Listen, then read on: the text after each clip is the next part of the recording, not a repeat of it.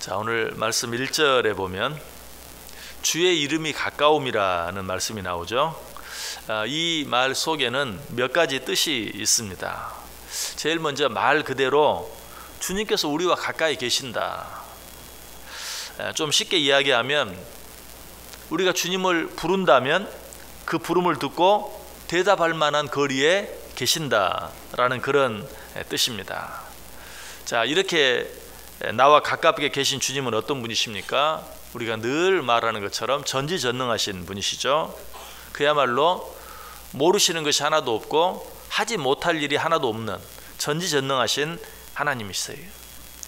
그렇다면 이처럼 나와 가까이 계셔서 나의 모든 것들을 들으시고 내가 원하는 것들을 해주지 못할 것이 하나도 없는 그런 분이 나와 가까이 계신다면 우리는 어떻게 해야 될까요? 무슨 일이 있든지 주저하지 아니하고 그분께 아뢰면 되겠죠. 전지전능하신 하나님이 나와 가까이 계세요. 전지전능하신 하나님이 내 옆에 계세요. 내가 부르면 그 부름을 듣고 대답할 만한 그런 거리에 그분이 계신다.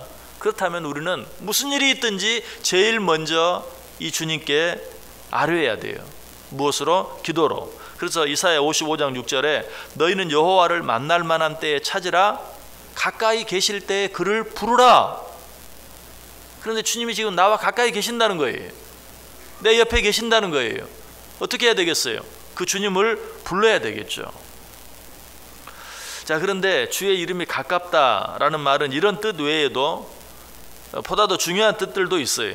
그것은 주님의 재림이 가까웠다, 혹은 주님의 심판이 가까웠다라는 뜻도 돼요. 보다 적극적으로 표현한다면 주의 구원이 가까웠다라는 말이.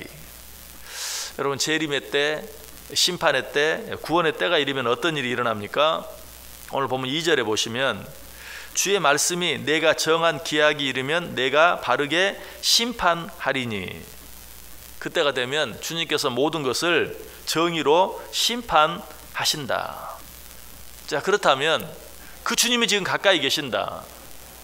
무슨 말이죠? 심판의 때가 가까웠다. 재림의 때가 가까웠다. 그렇다면 바로 이러한 때에 우리가 힘써야 할 일이 무엇인가?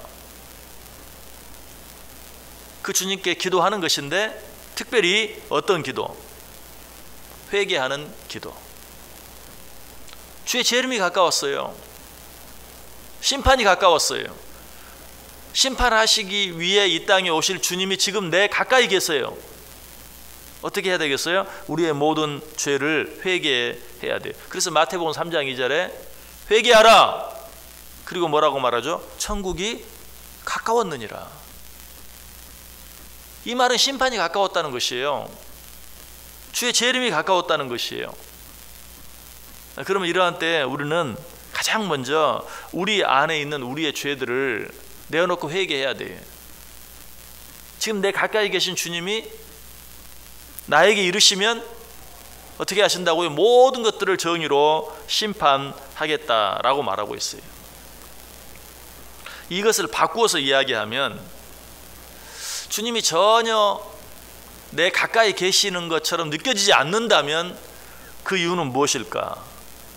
분명 주님이 가까이 계신다는 것은 내가 부르면 그 부름을 듣고 응답할 만한 거리에 계신다라는 뜻이라고 했는데, 그럼에도 불구하고 전혀 내 기도를 듣지도 않으시는 것 같고 내 기도에 응답하지도 않는 것처럼 느껴진다면 왜 그럴까요? 주님이 멀리 계셔서 그럴까요? 아니죠. 분명히 주님이 내 가까이 계신다고 그랬어요. 그런데 가까이 계시지 않는 것 같고 내 기도를 듣지 않으시는 것처럼 느껴진다면 무엇 때문일까? 내 안에 회개하지 않은 죄가 가득하기 때문에 그래요. 이사야 59장 1절 2절이 분명히 말하죠. 여호와의 손이 짧아 구원하지 못하심도 아니요 귀가 둔하여 듣지 못하심도 아니라 오직 너희 죄악이 너희와 너희 하나님 사이를 갈라놓았고 너희 죄가 그의 얼굴을 가리어서 너희에게서 듣지 않으시게 함이니라. 너희 죄가 하나님과 너 사이를 가로막고 있어서 너희가 불러도 하나님이 듣지 않으신다. 하나님의 손이 짧아서가 아니다. 하나님 멀리 계셔서가 아니다. 죄가 너와 하나님 사이를 가렸기 때문이다 라고 분명히 이야기하고 있어요. 여러분, 짙은 안개가 끼었을 때 뭐 걸어 다니시거나 또 운전을 해보신 적이 있죠? 어떻습니까? 분명히 뭐가 있는데 아무것도 없는 것처럼 보여요. 왜? 짙은 안개가 가리우고 있기 때문에 그래요. 하늘에 먹구름이 잔뜩 끼었을 때도 마찬가지죠. 분명 태양이 있는데 태양이 안 보여요. 마치 그날은 태양이 뜨지 않은 것 같아요. 먹구름이 너무 심하게 끼었기 때문에. 그러나 사실은 어떻습니까? 분명히 태양이 있죠. 그러나 무엇이 가리웠어요? 시커먼 먹구름이 가리워버린 것이. 우리와 하나님 사이도 마찬가지다. 내가 죄악 가운데 있으면 하나님이 전혀 나와 가까이 계시는 것 같지 않아요. 그 가까이 계신 하나님이 느껴지지가 않아요. 짙은 안개가 가리워진 것처럼, 먹구름이 가리워진 것처럼. 그리고 내가 하나님께 기도해도 하나님이 전혀 내 기도를 듣는 것 같지가 않아요. 무엇이? 죄가 하나님과 나 사이를 가리웠기 때문이. 어떻게 해야 돼요? 기도하되 회개하는 기도. 내 모든 죄를 내어놓고 회개하는 기도를 드려야 돼요. 그렇게 하면 멀리 있던 하나님이, 아니 하나님이 전혀 계시지 않는 것처럼 느껴지다가 그 하나님이 내 가까이 계시는 것이 비로소 느껴져요. 그리고 그 하나님의 음성이 들리기 시작해요. 어쩔 때는 내가 너를 사랑한다. 어쩔 때는 내가 지금 네 옆에 있다. 어쩔 때는 내가 너를 돕겠다. 어쩔 때는 두려워하지 말아라. 나의 의로운 오른손으로, 나의 강한 팔로 너를 붙들어 주겠다. 언제 이런 음성이 들려요? 내 모든 죄를 진정으로 내어놓고 자복하고 회개할 때. 이와 같은 사실을 사도 요한은 이렇게 고백하죠. 요한일서 1장 9절에서 만일 우리가 우리 죄를 자백하면 그는 미쁘시고 의로우사 우리 죄를 사하시며 우리를 모든 불의에서 깨끗하게 하실 것이다. 여러분, 이것은 단순히 죄를 용서해 준다는 의미만이 아니, 우리의 모든 죄를 사하시며 우리를 모든 불의에서 깨끗하게 하신단 말은 하나님과 우리 사이에 막혀진 그것, 죄로 가려진 그것을 치워버림으로, 깨끗하게 하심으로 하나님이 느껴지게 하겠다. 하나님이 보이게 하겠다. 하나님의 음성이 들리게 하겠다라는 그런 말씀이. 그런데 죄를 자복했는데도 나는 그 하나님이 느껴지지 않습니다. 이런 분 계십니까? 죄를 어떻게 자복했습니까? 우리는 죄를 회개는 하는데 늘 두리뭉실하게 해요. 제일 많이 하는 표현은 주여 우리가 죄인입니다. 주여 우리가 죄를 지었습니다. 뭐가 잘못됐습니까? 그 우리가 누굽니까? 그냥 두리뭉실 우리가. 여러분, 하나님 앞에 죄를 자백할 때는 구체적으로 우리의 죄를 자복할 수 있어야 돼. 어떻게? 내가 주여 우리를 용서해 주옵소서. 어떻게 보면 거기에 당연히 우리 속에 내가 있긴 있죠. 그러나 정말 내 죄를 회개하는 것인지, 아니면 그저 뭐 우리 가운데 죄 없는 사람 누가 있어? 주여 우리는 죄인입니다. 주여 우리 죄를 용서해 주옵소서. 이런 식으로 회개할 때가 많아요. 그러나 정말 하나님 앞에 회개한다는 것은 내 죄, 내 옆에 있는 사람 전혀 생각하지 아니하고 내 하나님과 나 사이에 1대1로 주여 내가 죄인입니다. 내가 지은 죄. 우리는 또 이런 기도도 하죠. 생각나지 않은 죄까지. 물론 뭐 잘못된 건 전혀 없어요. 그러나 어떻게 보면 생각나지 않은 죄는 회개할 필요도 없어요. 생각나는 죄 늘 기억이 나고, 내가 왜 그런 죄를 지었을까? 내가 왜 그랬을까? 그것도 제대로 구체적으로 회개하지 않으면서 생각나지 않은 죄까지. 잘못했다는 건 아닙니다. 그런데 생각나지 않은 죄라는 말도 어쩌면 두리뭉실 넘어가려고 하는 거예요. 구체적으로 하나님이 생각나게 하는. 여러분, 그런 죄가 있어요. 말씀을 들을 때, 기도할 때도 마찬가지예요. 하나님이 생각나게 해주시는 죄가 있어요. 그건 뭡니까? 죄를 지적하는 것이죠. 그 죄를 구체적으로 내어놓고 하나님 앞에 기도할 수 있어야 된다라는 것이 이 일에 가장 좋은 모범을 보인 성경의 인물 한 분이 있다면 느헤미야죠. 느헤미야가 하나님께 기도할 때 어떻게 기도했습니까? 주여, 나와 내 아버지의 집이 범죄하였나이다. 나와 내 아버지의 집이면 뭡니까? 우리 집안이죠. 우리 집안이 범죄했나이다 이렇게 말할 수도 있어요. 그러나 느헤미야는 그렇게 하지 않았어요. 나와 내 집이.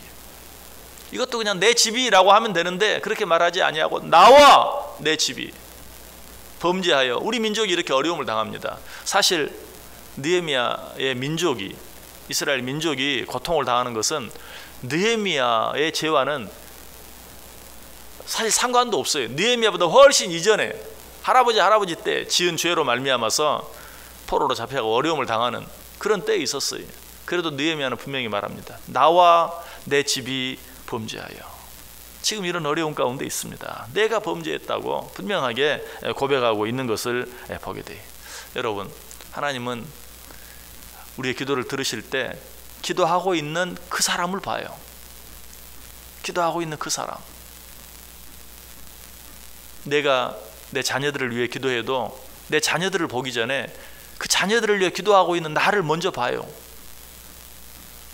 그래서 어떻게 보면 그 자녀들이 어떤 은혜를 받을 만한 자격이 없다 할지라도 기도하는 그 사람을 보고 자녀들에게 은혜를 주시기도 해요. 어디에서 그 증거를 찾을 수 있습니까? 아브라함이 롯을 위해 드린 기도. 아브라함이 롯을 위해 기도할 때 롯은 어디에 있었어요? 소돔과 고모라 죄악의 도시 안에 있었어요. 그리고 그 롯에 대한 말씀을 읽어보면 롯도 정말 올바른 신앙을 갖고 있지 못했던 것을 분명히 알게 돼요. 그럼에도 불구하고 누구를 보고? 아브라함을 보고. 성경이 분명히 말하죠. 아브라함을 돌아보사. 아브라함을 보시고 조카 롯을 그 성에서 구원해 내셨다. 무슨 말이죠? 기도하는 아브라함을 보고. 이처럼 기도하는 사람이 중요해요. 어떻게 기도해야 돼요? 내 모든 죄를 내어놓고 자복하며 기도할 수 있어야 돼요. 회개할 수 있어야 돼요. 그렇게 하면 내가 위에서 기도하는 그 어떤 사람이 내 자녀이든 내 친구이든 내 이웃이든 누구이든 어떤 은혜와 축복을 받을 자격이 없다 할지라도 기도하는 나를 보시고 하나님이 그런 자와 함께 하시고 그를 도우신다. 여러분, 우리 입술에서 늘 끊이지 않고 나오는 말이 어떤 말입니까? 너 때문에, 저 사람 때문에, 누구 때문에. 요즘 정치를 보면서도 여러분 어떤 생각하십니까? 대통령 때문에, 국회의원들 때문에. 여러분, 그러나 그런 말 이전에 먼저 나 때문에. 예전에 교회가 드리는 가장 대표적인 기도는 나라를 위한 기도였어요.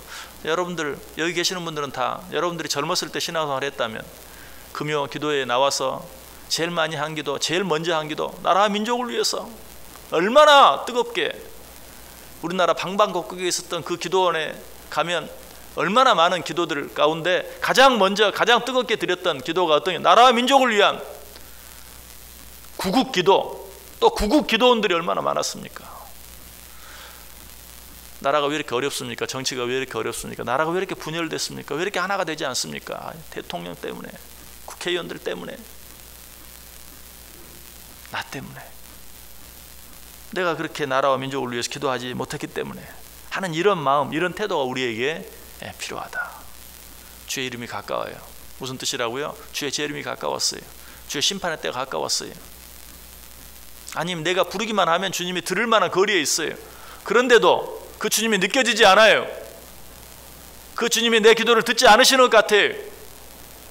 내가 누구를 위해서 기도하는데도 그 기도가 응답되지 않는 것 같아요. 왜 그렇다고요? 내 안에 아직도 회개하지 아니한 죄가 있기 때문에, 나 때문에, 내 죄 때문에. 우리는 이 사실을 기억하면서 하나님 앞에 기도할 때 정말 두리뭉실이 아니라 하나님이 생각나게 해주는 그 죄를 구체적으로 내어놓고 회개하고 자복하고, 무엇보다도 그 죄의 자리에서 일어나 그 죄를 떠남으로 말미암아 가까이 계시는 그 하나님이 느껴지게 되고 그 하나님이 내 기도를 들으시고 응답하시게 된다. 이 은혜를 오늘도 우리가 풍성히 경험하고 체험하고 누리며 살아갈 수 있기를 주님의 이름으로 간절히 축원합니다. 기도하겠습니다. 하나님 감사합니다. 말씀해 주셔서 감사합니다.